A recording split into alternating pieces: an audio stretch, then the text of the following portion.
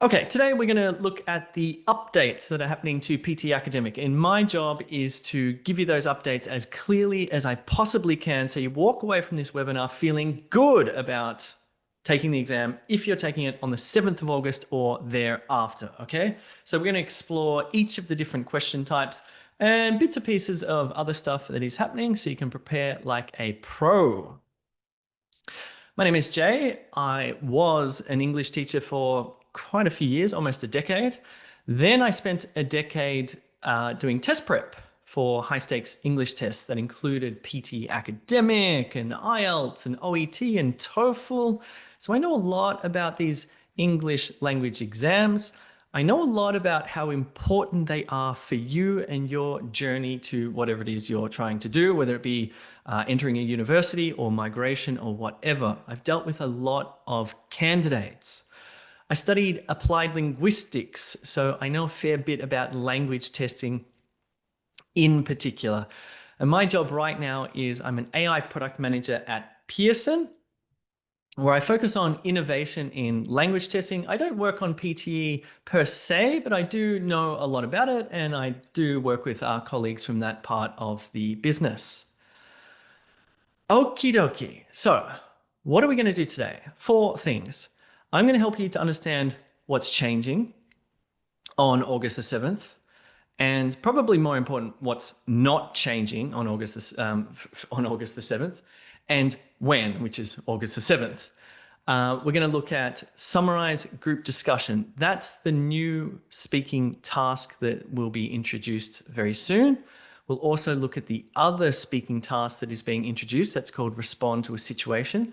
We're going to understand both of those in detail and do a little bit of practice of them as well, so you can walk away from this feeling confident if you're taking the test on August the 7th or thereafter.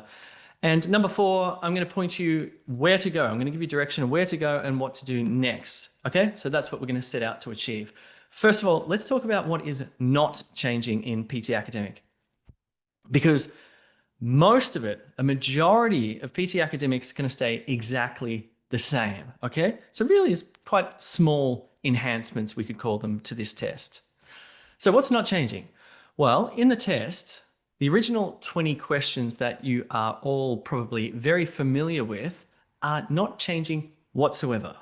So questions like read aloud and repeat sentence, describe image, or write essay, summarize written text, reading multiple choice, multiple answers, etc. All of those 20 question types are staying exactly the same. No change whatsoever to how they look or how they sound or how long you have to prepare. Nothing at all, okay? So that's really good news. The test is also still 100% computer-based. You'll take this test at a test center. You will have the headset, the keyboard, there'll be people in the room as it's always been. There's going to be no human live speaking component, nothing like that. Nothing changes. And nothing also changes to your booking of the test as well. If you got your test booked, nothing changes. If you need to book your test, nothing changes with the booking process. And the test still has the same 4 sections of, what's the order again? Speaking, writing, reading, and listening, okay? Now, to do with scoring, the test is still actually 100% AI scored. That is, every single question type is scored by AI. There is a little bit of changes to do with double marking of some question types, which I'll tell you about towards the end of this webinar. But you can rest assured that this test is still an AI-powered or AI-scored test, primarily, okay? Score return time, so your report cards will be returned within 2 days, typically, unless there's some strange exception. And the test is still accepted by all the same governments and institutions, so nothing has changed there. Cool. You can breathe a sigh of relief that, as I said, the majority of this is not changing. In my opinion, Pearson PTE Academic is still the fastest, fairest, and simplest test that you can take for your whatever requirements you have, okay? So let's talk about what is changing. Let me just check that everything's cool with the webinar. Fine, I've got 1,000 participants, that's awesome. So what is changing?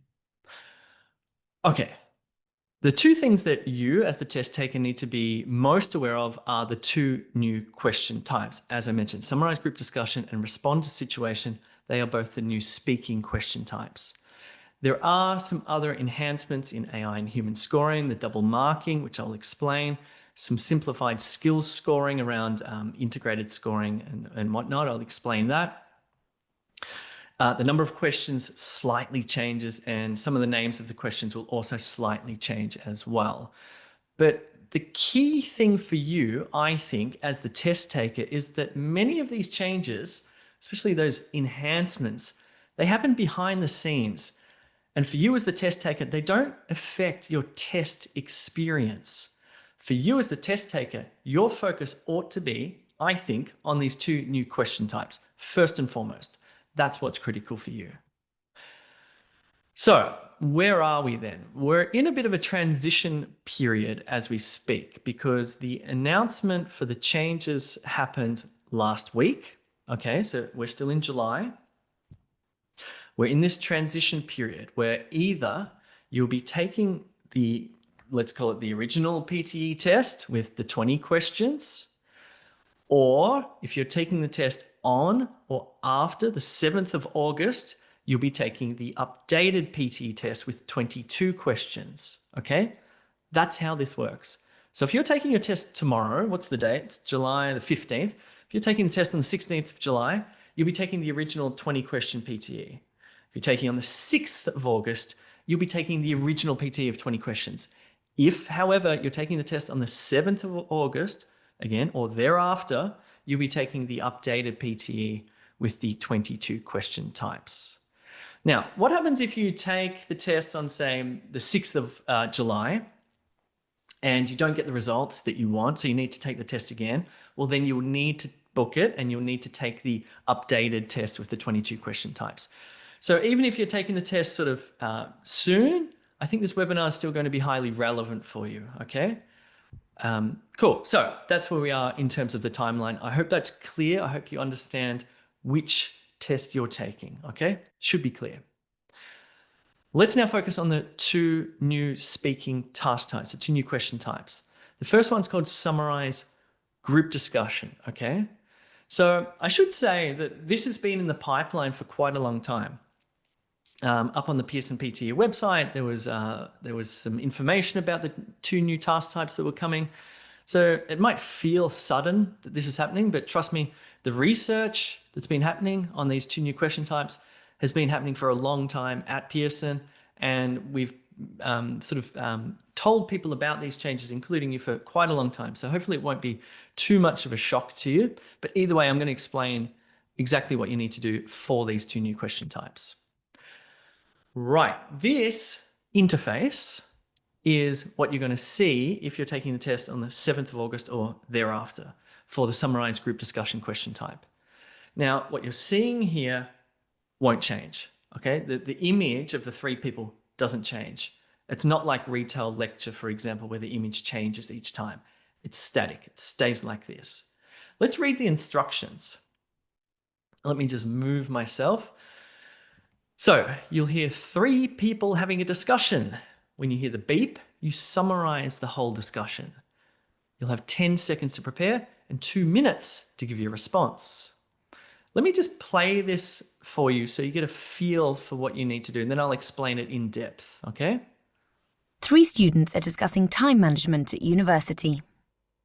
There are a lot of challenges for us at university. It's not just doing well in the courses. We have to be able to balance the academic work with the personal life and also find time to join some extracurricular activities. I mean, I don't want my years at university to be only studying and writing papers. I know. There's just so much to do. I'll stop that because we're going to hear that audio a few times. So again, what happens here, and I'm going to explain this in much more depth coming up, but you're going to hear a conversation between 3 people in an academic context. So they're going to be talking about university life, things that happen at university or surrounded in, with accommodation or the sporting teams or whatever, something like that, okay? This conversation between the 3 people is going to go for 3 minutes. Now, critically, I don't have a notebook with me. Critically, while you're listening to this up to 3-minute conversation, you're going to be taking notes, Okay. Then you can have 10, when the conversation finishes, you'll have 10 seconds to prepare to speak. Kind of like retail lecture, where you'll look at your notes. Okay. Then the microphone will open and you'll have up to 2 minutes to provide a verbal summary of what the speakers said. Now, when I first saw this question type, I sort of thought, whoa, that's a lot. That seems really challenging and, overwhelming. But the more I looked at this and sort of, I guess in some sense I prepped for it, the more I realized it's like, oh, this is totally doable, actually. It seems overwhelming if you don't actually get in there and do it yourself. But as soon as you get in there and do it yourself, you'll get this feeling of relief like, I see what's happening here. I see what they're talking about. I've taken good notes and I can provide a summary. So let's go through this a little bit more. Let me just summarize again what you have to do in this task.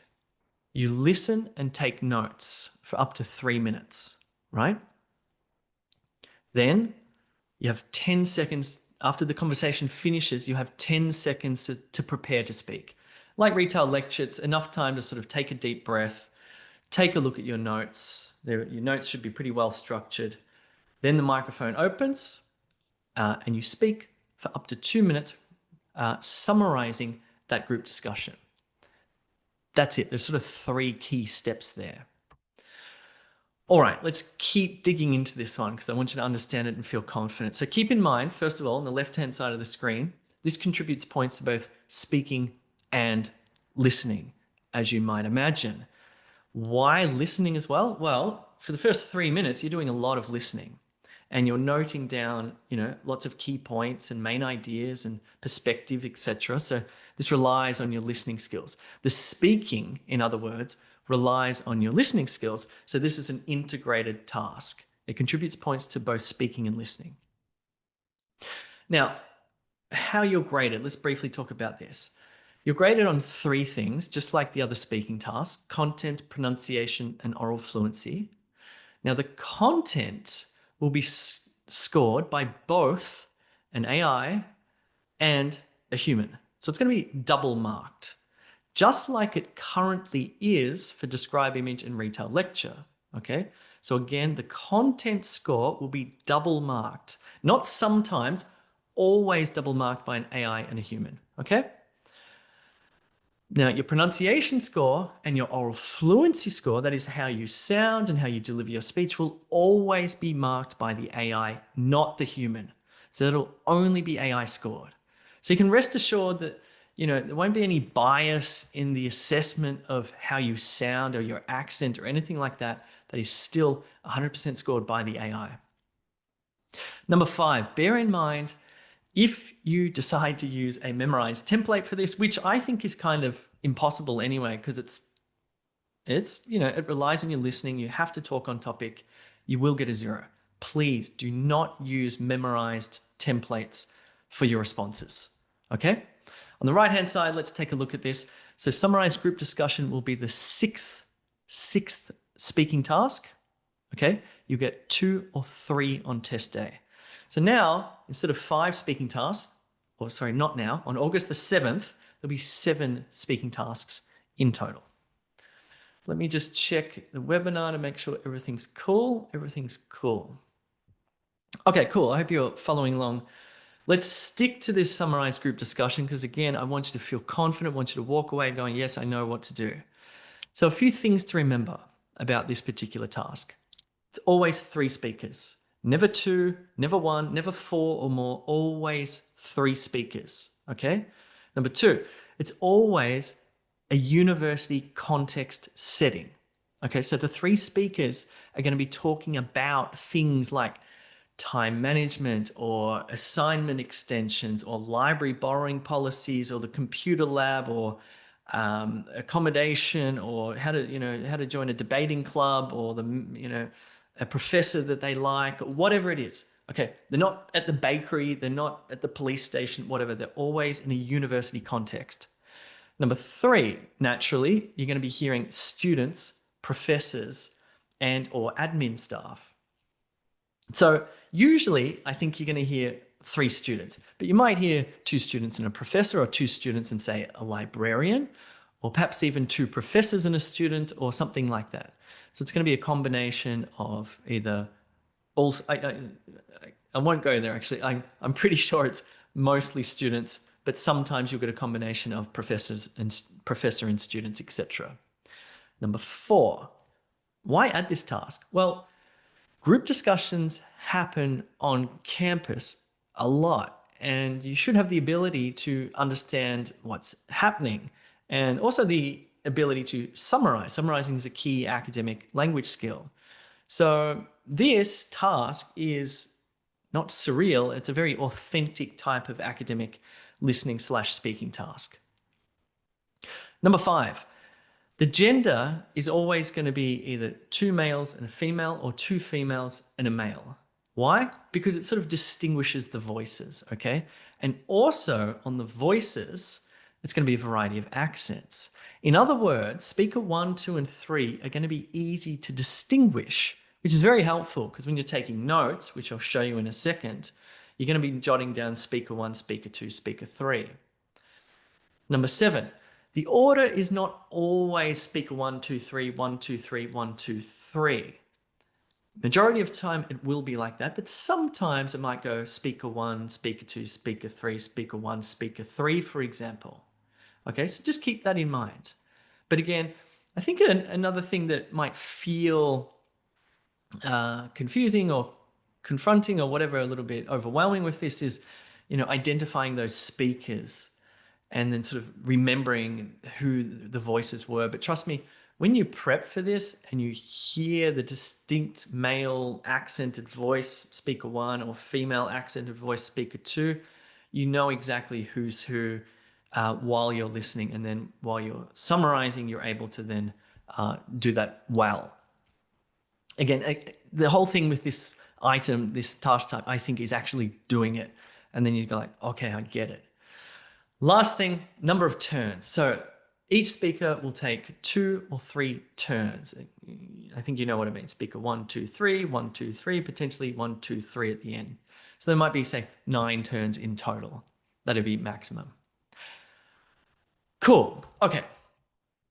Let's talk about note taking, because this is absolutely essential for this task. Personally, this is how I like to take notes. Before the discussion begins, I like to put topic. You might just put S1, speaker 1, S2, speaker 2, S3, speaker 3. Leave some space because you're going to be jotting down what they're saying in those spaces as they're saying it, okay? In other words, you're going to be taking notes as they're speaking. So your notes might look something like this. I'm going to play the audio for about 30 seconds. And these are my real notes, by the way. I did this under time pressure. I copied my handwritten notes and typed them up exactly as I had written them. You'll notice, for example, that there's spelling mistakes and shorthand and symbols. So these were my actual notes. And so I'm going to play the audio and just sort of follow along from top to bottom. Notice topic, speaker 1, there might be a couple of things, and then speaker 2 might be a couple of things. Remember that it goes back, so there might be some more things added, but just pay attention here. 3 students are discussing time management at university. There are a lot of challenges for us at university. It's not just doing well in the courses. We have to be able to balance the academic work with the personal life and also find time to join some extracurricular activities. I mean, I don't want my years at university to be only studying and writing papers. I know. There's just so much to do. I have to get to the lectures, do all the readings and assignments, complete several projects, and get ready for exams. I hardly have time to breathe. You know, it's true. My biggest challenge since I started university is managing my time. I can't seem to get myself organised, and I always feel stressed and exhausted. And the worst thing is that I just seem to get organised and the term ends and I have to get used to a whole new schedule. I agree. That is really difficult. Each course has its own schedule. Cool. So hopefully you could sort of see the notes that I had taken and how I slotted them in under each speaker. This is my personal preference for how to take notes. There are other ways to do it. You could do it by topic, for example, and then insert the speaker under the topic. I personally find that challenging. I like this way, but as you practice, you'll get better at this and you might develop your own way to do it. 3. Now, there's something else I want to add here about note taking. As we'll see in a second, you also scored on the being able to identify the interrelationships between the speakers. In other words, what they agree on and what they disagree about. Okay.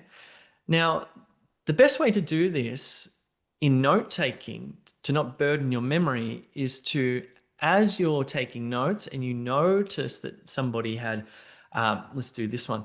Speaker 2 mentioned that he was tired, for example. And speaker 3 also mentioned exhaustion, and you might just quickly sort of draw a line between the two. And then when you're giving your verbal summary, you'll mention that they both complained about exhaustion and tiredness. You've created an interrelationship between the speakers. So it's kind of messy, but that's the nature of note-taking. Of course, you have this and you have your memory. And from this, you'll give your response, okay? Okay, let's talk about how you're scored. And what we're looking at here is the scoring for content. You're also scored, as I mentioned, for pronunciation and oral fluency, but let's not talk about that because I think you get that. That applies to all the other speaking tasks. For this one, it's idiosyncratic to this particular task or particular to this task. And also bear in mind that the content is, as I mentioned before, always double marked by both an AI and a human. Okay, now they're both marking on the exact same thing. So let's look at this. This is a top score, by the way. The top score is 6. So how can you get a top score for content? Well, number 1, your response needs to be clear and accurate and demonstrate full comprehension of the discussion. That doesn't mean that you're memorizing exactly what every speaker said in the exact same words verbatim. No, you're paraphrasing main ideas in your own words and getting the details, and you're doing that with specificity. You're being specific. You see, what sort of differentiates a high score of, say, 6 with a low score is the degree of how specific or nuanced you are with what you understand as you're taking notes, and then what you're able to then summarize back. You see, a high speaker will be able to get a lot more of the nuance and details and the ideas, where a low proficiency speaker will get sort of more basic or superficial ideas. Okay? Number 2, this is something I said before about interrelationships. So the response, your speaking response, explores the relationships between different points of view and synthesizes different perspectives. Let me simplify that. What I mean by that is, let's say you're listening to a discussion about study techniques, and speaker 1 likes to cram before an exam. He thinks it's the best way because all the ideas are fresh in his memory. But speaker 2 doesn't like cramming. She likes to study using flashcards for several weeks before the exam. Well, they're different perspectives, right? They're different ideas on that. So you should mention that. You should mention speaker 1 likes to do it this way. Speaker 2, however, takes a different approach and she does it this way.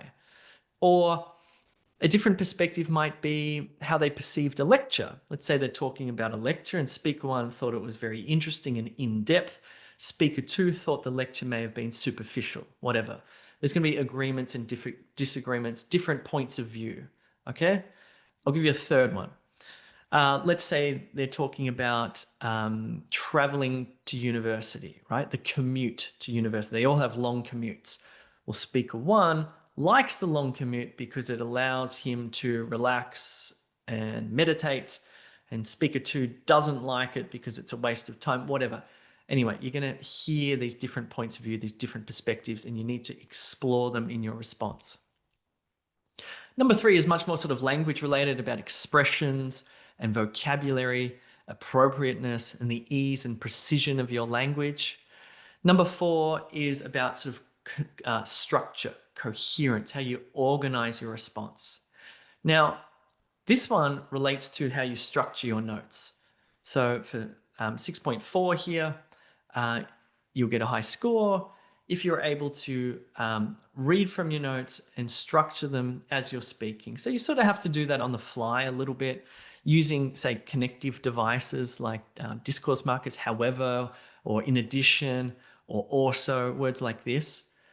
In other words, it needs to flow. The more that your response flows, the higher your content score will be. Cool. So that was a lot of information. I appreciate you sticking with me for that one. Let me just check everything's cool with the webinar. Nice. Okay. We've nearly wrapped up summarized group discussion. So the best approach, listen for the topic. That's going to be crystal clear because it's said in the instructions and the first speaker is going to reiterate it, okay? But you need to get the topic because you should understand what they're talking about. There are going to be various speakers. As I said, you're going to know the speakers because of their gender and their accents. It's going to be clear who's who. Listen for their perspectives, their ideas, their thoughts, their feelings on the topic, their agreements and their disagreements. So that's what you're listening for. Really, you're taking notes on that. So you're taking notes on number 2 here, each speaker's main ideas and any supporting details, similarities and differences in perspectives. And when you go to speak, remember you have up to 2 minutes, so it's quite a long time you get to speak. You do get to show off your skills here. You summarize the main ideas and the supporting details. You mention perspectives. You mention those interrelationships. You structure it as well as you can, including making it coherent. You focus on your clarity and your fluency, and please do not use any template responses because you will get 0 and that will be a complete waste. Cool. So just to quickly wrap up summarized group discussion, this is what it looks like. You need to take notes during that 3 minutes. Your notes are key. You turn your notes into a verbal summary with the main ideas and the supporting details. Let's just take a deep breath. I'm going to take a deep breath. Just bear with me. We'll have a drink. All right. Second speaking task. This one is actually a lot simpler. It's called respond to situation. This is what it looks like on test day from August the 7th onwards. Okay? Now, let's read the instructions at the top. It says, listen to and read a description of a situation. So below the bold text, you'll see the description of a situation. And we'll listen to it in just a second. You'll have 10 seconds to think about your answer. Then you'll hear a beep and you'll have 40 seconds to answer the question. Answer as completely as you can. So let's listen to and read that non-bold text there. Ready? You're working on an essay for your course and you're having difficulty organising your ideas. You approach your professor after class and ask her if you could come to her office to discuss your essay. What do you say to her? Hopefully, naturally, you had felt some sort of impulse to actually speak here because you know what to do. This is not difficult in any real sense of using English in a day-to-day way, which I'm sure you know how to do, okay? So hopefully you felt compelled to actually, excuse me, Professor, you know exactly what to do here. But nevertheless, let's dig into this. So respond to a situation. First, you listen to and read the situation. So it's there on the screen and you hear it. So it's super clear what you need to do. You prepare to speak. You get 10 seconds before the microphone opens. Then you have up to 40 seconds to answer the question. And it's framed, by the way, in a question. What do you say to her? Okay. Left-hand side of the screen. Keep in mind, this question type, this new question type, only contributes points to speaking.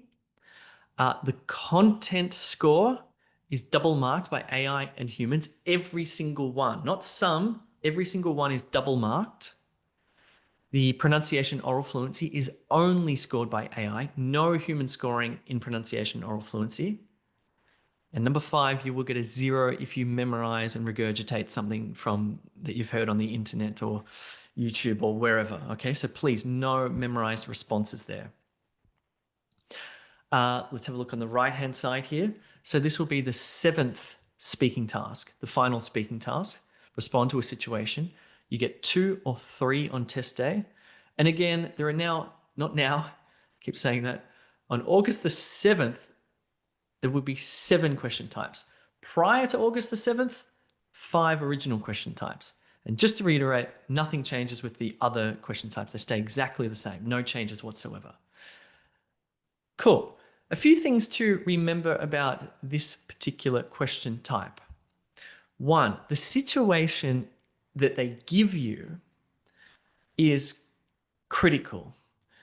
The situation includes or consists of the background. So it sort of tells you the background of what's going on. It tells you the person that you're going to talk to, and it tells you the goal, what you need to do. It creates a context for your response. Now, when I said you might feel compelled to answer that question just naturally, that's because language works in context, okay? We only ever use language in different contexts. There's no way we can use language outside of context. And so when we're in a context, we sort of want to speak in a certain way, whether it's hanging out with a friend or ordering a coffee at a cafe or giving a lecture at a university, whatever. There are these different contexts and there's different ways of speaking. Now, what this context or situation does, it will compel you to want to apologize or complain or advise or suggest or ask, request, etc. Okay? If you're curious and you want to look this up, these are called pragmatics. These are pragmatic skills, okay? And in English, there are certain ways to do them, okay? There are sort of formulaic ways to do them, but not too formulaic. I'll get to that in a second. Number 3, keep in mind this task that I just showed you, you must speak in the first person.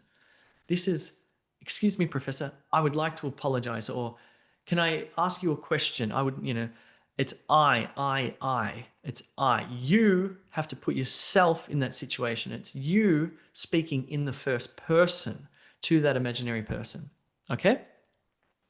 In other words, it's not she, he, or it, okay? It's I. And who you're talking to, number 4, most of the time you'll be speaking to one person, a professor, a classmate, a librarian. Again, it's university context. But every now and again, you may be sort of speaking to a small group, say your study group or something like that. Hope that's clear. Let's keep digging. Let's talk about content here and how you can get a top score for content, 6 out of 6, because I think this is totally doable. Now, bear in mind, again, content is scored by both an AI and a human. Now, how you get a top score is that you deal with the situation effectively, okay? So this really says something about memorized or template responses, which will be given a 0. You must deal with the situation that you are given, okay? The background, who you're speaking to, and the goal, okay? Number 2, you need to accomplish that goal with consideration of the context. So if you need to request something or suggest something to a friend or complain about your roommate's cooking smell, I don't know, something like that, that's what it's about. And the way that you apologize, request, complain is key, okay? There are sort of, think about it. There are different, take an apology. There are sort of simple ways to apologize. Professor, I'm sorry. Okay, it probably wouldn't get you a great score because you haven't incorporated the situation. You haven't given full consideration to the context. You need to add in these things to develop your answer out and make it sound sort of appropriate. We'll talk about appropriateness in a second. So, number 3, you need to communicate with ease, flexibility, and precision. So again, there's the sort of I'm sorry verse. Professor, do you mind if I have a word with you? I'd like to apologize about something, much more sort of fluent, precise way of apologizing. Number 4 needs to be appropriate. It needs to be appropriate to the situation, to the person you're speaking to, etc. This all sounds like, whoa, this sounds like a lot and, overwhelming, etc. But if you have proficiency in English and you've perhaps spent a lot of time speaking English, this stuff should come quite naturally to you, okay? This is the thing with language tests. We need to create this criteria, but for you, the test taker, what you need to focus on is just what's happening on that interface on test day and giving an appropriate response. It's probably the best way to think about it. Okay, so best approach. Incorporate the situation. Don't speak off topic. You need to include the background and the person you're talking to. Actually, sorry, I need to go back here because there's a key thing that I forgot. In number 4, it says expand beyond the prompt language. In other words, it is not only fine, but you should add additional pieces of information to expand out your response so it's really well developed. In other words, you can use your imagination in giving your response. Okay, so for example, if you need to complain to your friend about, complain to your housemate about the music being too loud at nighttime, well, you might include from your imagination the reason that you're complaining, which might be that you have an important exam tomorrow or whatever. You can add these little pieces in to expand your response close to 40 seconds and make it fully developed. And also, the last little phrase, that needs to be persuasive. Okay, so if you're going to complain, complain. If you're going to apologize, apologize. If you're going to suggest, etc. Okay, best approach. Incorporate the situation. Again, you read and you listen, you get it. You also have 10 seconds to sort of figure it out. Achieve the goal. Be persuasive. Apologize, complain, request. Do it clearly. Speak appropriately. Think about formality between, apologizing to a friend versus apologizing to a professor. Think about that relationship in that setting. And of course, you're going to be graded on vocab and grammar, and appropriateness and persuasiveness are also key. All right, I've spoken a lot. Let me just check everything's cool. Everything's cool. Okay, let's do one. I'm going to record you. I'm going to record 40 seconds on my phone. Just bear with me. Let's do it. You can do this. This is the first time you're seeing this, so if you don't do it very well, that's okay. You can practice. I'm going to play the audio. You're going to listen. You're going to read. I'm going to give you 10 seconds to sort of think about what you're going to say. Then I'm going to give you 40 seconds to actually say it. Ready? Listen and read. You're working on an essay for your course and you're having difficulty organizing your ideas.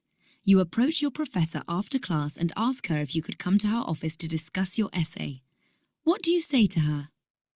10 seconds to prepare. I'll count down from 7. 7, 8, 9, speak.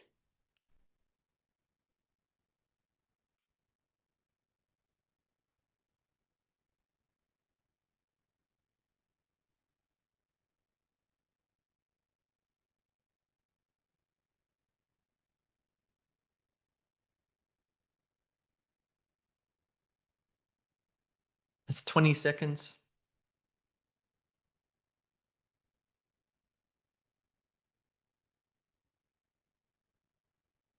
30 seconds.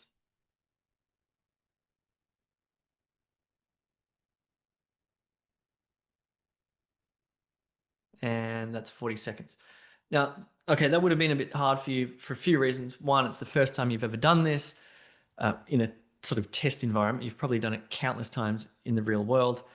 2, you had no timer on the screen, so maybe you finished early because you just weren't aware of the 40 seconds. Like the other PTE speaking tasks, you don't need to speak for exactly 40 seconds. You can speak for, whatever, 30, 35 seconds, whatever your response requires. But anyway, first time you've done this, when you practice, think about practicing with different types of goals, different, apologies, suggestions, requests, etc. That will help you. Anyway, there's lots of practice materials. I'll talk about that at the end. You're working on... Cool. So we've just covered there you are there. We've just covered the 2 new speaking types that are coming into the test from August the 7th onwards. Okay. So, it's the first time you've seen them. It's the first time you sort of practice with them. It might still feel a bit overwhelming, but as I say, when you practice by yourself, it'll feel much better. You'll be feeling much more reassured. Okay, let's talk about the additional enhancements. What's happening behind the scenes to the scoring enhancements. This, as I said before, this really shouldn't affect you as the test taker. It won't affect your test day experience. Okay, for you, your focus should be on those 2 new question types and getting top scores for content, pronunciation, oral fluency. Nevertheless, let me explain what's going on here. And everything I'm about to explain, by the way, is in this PTE Academic score guide. I'll give you the QR code at the end. So there's an updated scoring process. In November last year, Pearson introduced double marking for describe image and retell lecture. That is, for every response given for describe image and retell lecture, it would be double marked for content by both an AI and a human. Not some, all of them, okay? So that's been running for like 8 months, and it didn't increase the difficulty of the test. In fact, people I think they sort of forgot about it, that it was happening. I will just reiterate, it was only for content, not pronunciation, oral fluency. It's only done by the AI. So from August the 7th, this will now be applied to 5 additional tasks. So let me get this right. So it's describe image, retell lecture, as it's been happening for the last 8 months. This double marking for content will also be applied to the 2 new speaking tasks, summarize group discussion and respond to situation. It will also be applied to the 2 writing tasks, write essay and summarize written text. That is double marking for content by both an AI and a human. And it will apply to the listening task, summarize spoken text, which is a writing one, so that it'll also be double marked. So in other words, 7 question types will be double marked just for content by a human and an AI. The other 2 dot points in write essay, a couple more will be marked by the human as well. All in all, this is still an AI scored test. All question types are scored by AI first and foremost. The humans double check those 7 particular question types for content only. That accounts for about 13% of the entire test being double marked. So vast majority of the test is AI scored. In fact, all of it's AI scored. I think you get the point. Anyway, number 2, simplified skills scoring. So from August the 7th, the integrated tasks that score for multiple skills, some of them will be simplified, okay? So for example, read aloud, to take one example, currently is scored for speaking and reading, but from August the 7th will only account for your speaking score, not reading score, okay? So there's a bit of simplification happening across those. Does this really affect you as a test taker? Not really. Not really, I don't think. Number 3, the number of questions. I guess this one kind of does. 11 question types are changing in number. The length of PTE will slightly increase, not much. I think it's by about 15 minutes max, but for most people, it won't actually change the length at all, because for most people, they don't do the timers all the way to the end anyway. So anyway, there is a slight extension to the length of the test because of the number of questions. Number 4, from August the 7th, 3 tasks, the names of them will change. So remember there was reading and writing, fill in the blanks, for example. That'll now be called reading drop down. So there's a sort of simplification of the naming process, especially for those fill in the blanks tasks in particular. All of this you can read about in the score guide, by the way. And the 5th one, this probably, you might want to check this in the score guide, it's up to you. There are more criteria for greater accuracy. So in the essay, for example, the content score will be from not from 0 to 3, but 0 to 6. So there's sort of greater differentiation, granularity, if you will, for some of the criteria. I don't know if that affects you. You may be aware of the criteria. This will certainly be something teachers will be interested in for when they're actually teaching this. Cool. So this is the third last slide. We're nearly there. Let me just reiterate what's going on with the scoring process. All 22 question types from August the 7th will be machine scored or AI scored, okay? The seven that I mentioned, I won't mention them again because I'll probably pass out, will be double marked for content only by humans and AI, not sometimes, all of them. And again, this has been happening for 2 speaking tasks for the last 8 months since November last year.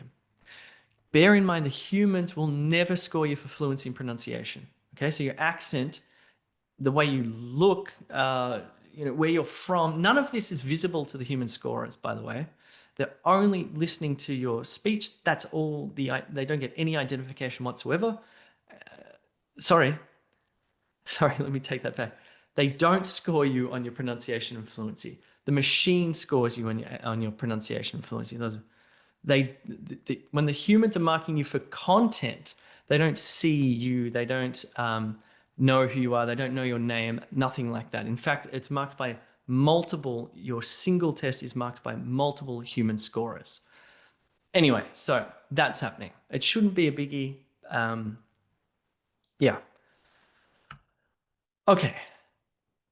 Last slide. So preparation steps. What do you need to do now if you're taking the test on August the 7th or thereafter?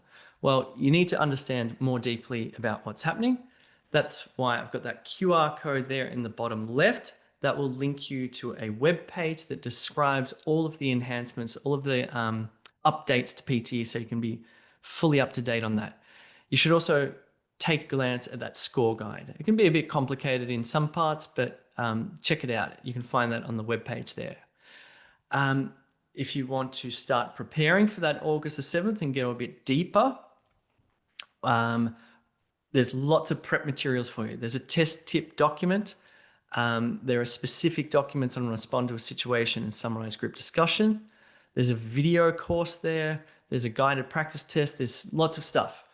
There's also a QR code there down in the middle of the screen, which is to a YouTube video that I did, which is a sort of FAQs. Okay, so you can watch that. There's also a link there to the 2 task types where you can watch videos on the 2 new task types.